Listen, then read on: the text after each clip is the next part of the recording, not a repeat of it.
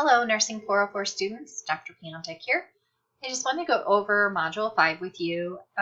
This week is one of the weeks that I particularly like, being that I have a strong interest in end-of-life care. So I think the discussion board from just week 4 really segues nicely into Module 5. So let's go ahead and take a look at the objectives that we'll be covering for this week. We'll be identifying variations in beliefs, practices, and traditions during death and dying between diverse groups. We'll analyze the role of the nurse in providing culturally competent care during the death, dying, and grieving experiences.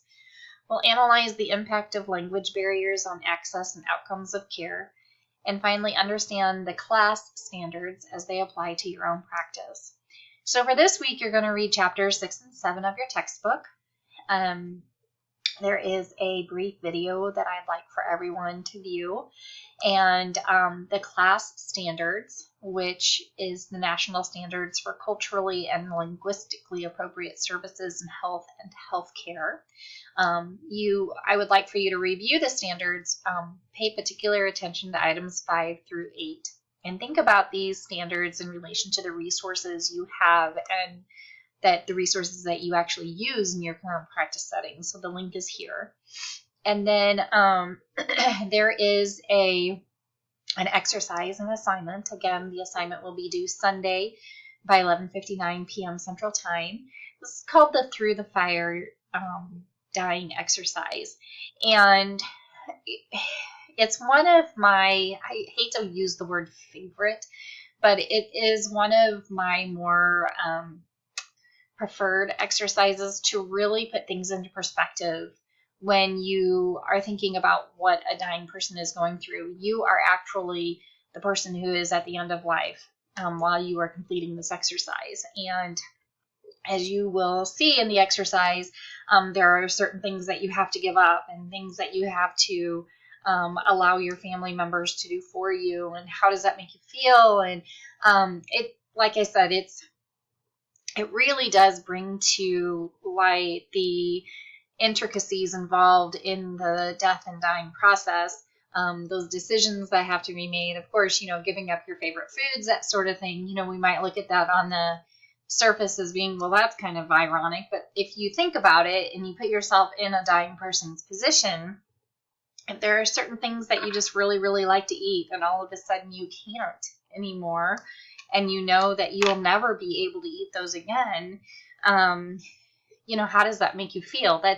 That's probably an easy thing to give up.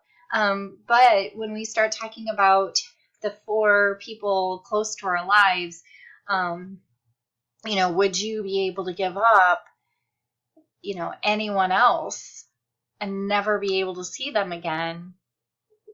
How does that make you feel? So as you're doing the exercise, you will click on this link, and it's not going to bring up the actual exercise. It'll probably be more like a download. So if you notice, I'll click on this, and if you work from a PC, it'll highlight that you downloaded something. You click on that, and that'll open up your exercise into a Word document. Okay, so you're going to you'll look at the scenario. Okay, you will follow the instructions that to complete the exercise. And I apologize that there's this huge space in between pages, but this actually came from the Hospice Network in 2007, and so this is kind of their thing, and I cannot modify that.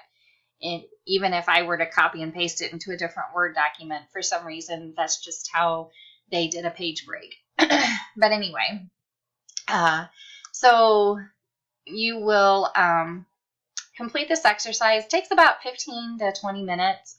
I would recommend, so you'll actually have a partner with this exercise. So this can be, your life partner. It can be a close friend of yours, a brother, a sister, a parent. It can be a child, but I would recommend really using discretion on this one.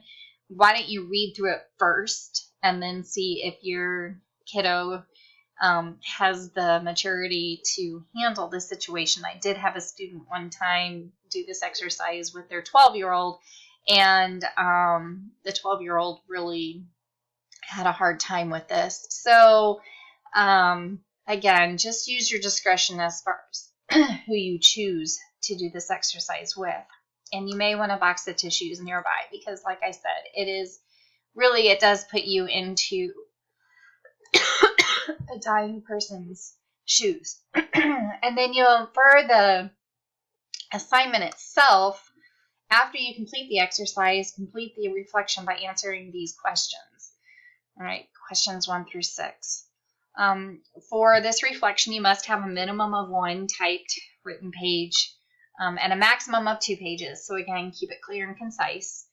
And then finally, we do have the discussion board, which is due, the initial post is due Thursday by 11:59 p.m. Central Time, and 2 response posts to your peers by Sunday, 11:59 p.m. Central Time. So that is pretty much Module 5 in a nutshell.